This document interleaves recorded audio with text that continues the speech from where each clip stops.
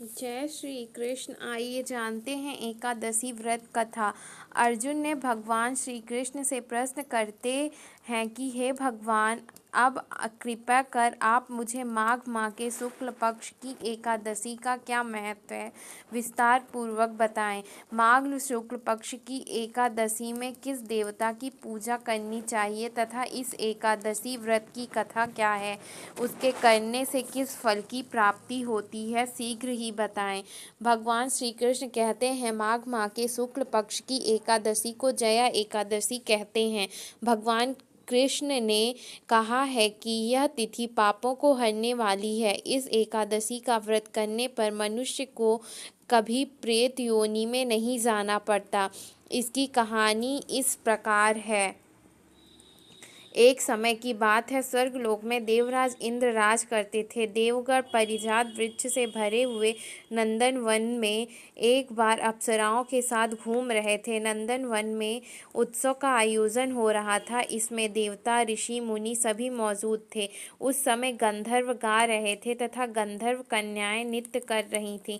इंद्र गंधर्वों के नृत्य का आनंद ले रहे थे। उसमें गंधर्व गान कर रहे थे, जिसमें पुष्पदंत, चित्रसेन और उसका पुत्र, ये तीन मुख्य कलाकार थे। चित्रसेन की पत्नी का नाम मालिनी था। मालिनी से एक कन्या उत्पन्न हुई थी जो पुष्पवंती के नाम से विख्यात थी। पुष्पदंत गंधर्व के एक पुत्र था जिसको लोग माल्यवान कहते थे। माल्यवान पुष्पवंती के रूप पर अत्यंत मोहित था।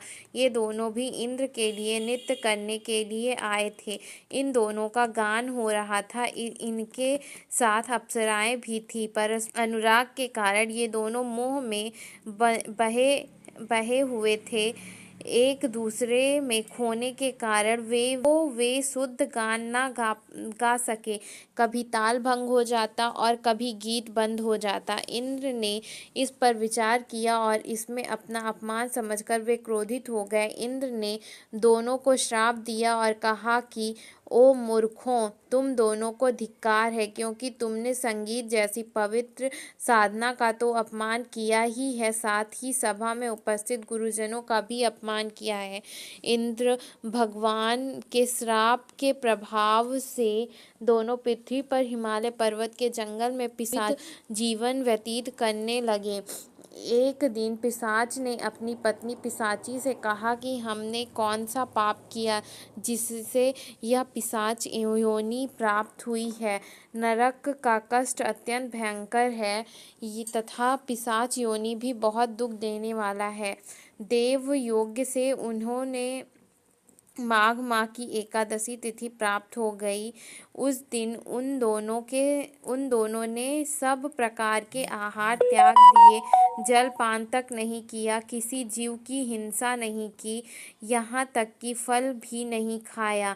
इससे दुखी होकर वे दोनों एक पीपल के पेड़ के पास बैठ गए। सूर्यास्त हो गया, उन्हें नींद नहीं आई। वे रति या और कोई सुख भी नहीं पा सके। सूर्योदय हुआ, द्वादशी का दिन आया। उन पिशाचों के द्वारा जया के उत्तम व्रत का पालन हो गया। उन्होंने रात में जागरण भी किया था।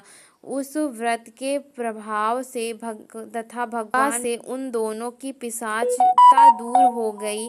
पुष्पवंती और मल्यवान अपने पूर्व रूप में आ गए। वे दोनों मनोहर रूप धारण करके विमान पर बैठे और स्वर्गलोक चले गए। वहां देवराज इंद्र के सामने जाकर दोनों ने बड़ी प्रसन्नता के साथ उन्हें प्रणाम किया। मल्यवान बताया कि भगवान वासुदेव की कृपा और जया एकादशी व्रत से हमारी पिशाचता दूर हुई है।